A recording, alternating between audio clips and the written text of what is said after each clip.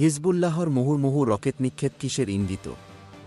ইরানের ভয়ে ইসরায়েলে হাই অ্যালার্ট। উত্তেজনার মধ্যেই শুক্রবার রাতে হঠাৎ করেই ইসরায়েল লক্ষ্য করে একের পর এক রকেট ছুড়েছে সশস্ত্র গোষ্ঠী হিজবুল্লাহ।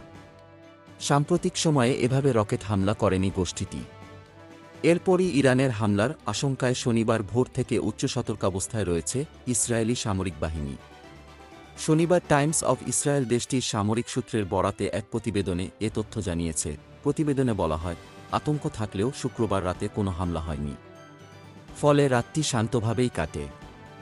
কিন্তু শনিবার ভোর থেকে ইসরায়েলি সামরিক বাহিনী উচ্চ সতর্কাবস্থা নিয়েছে।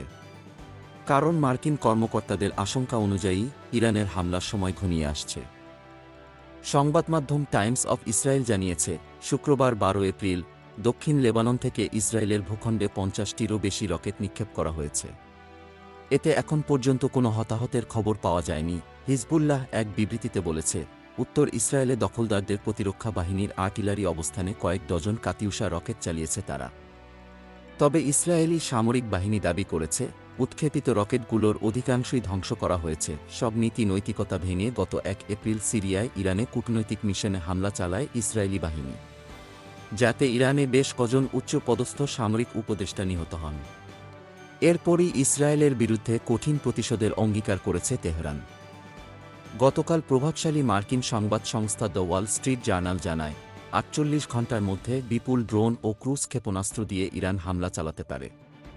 এই উৎকণ্ঠার মধ্যেই হিজবুল্লাহ ইসরায়েলে রকেট হামলা শুরু করেছে, যা ইরানের হামলা শুরুর পটভূমি প্রস্তুতের সম্ভাবনা হিসেবে দেখা হচ্ছে। যুক্তরাষ্ট্রের জাতীয় নিরাপত্তা পরিষদের মুখপাত্র জন কার্বি শুক্রবার বলেন, কোনো আকারে, কোনো মাত্রায় এবং কোনো সুযোগ নিয়ে হামলা হতে পারে তা আমি বলতে পারছি না, তবে ইরানের হামলার হুমকি কার্যকর উল্লেখ করে তিনি বলেন, ওয়াশিংটন খুব নিবিড়ভাবে বিষয়টি দেখছে। এদিকে মার্কিন প্রেসিডেন্ট বাইডেনও বলেছেন, ইসরায়েলে ইরানের হামলা অবশ্যম্ভাবী, এটা বাস্তব হতে যাচ্ছে। তিনি ইরান এমন কিছু না করার জন্য বলেছেন। সাংবাদিকের প্রশ্নের উত্তরে তিনি ইরানের উদ্দেশ্যে বলেন, এমনটি পাল্টা হামলা করবেন না। Golam Mostafa, desk report, BE news, Dhaka.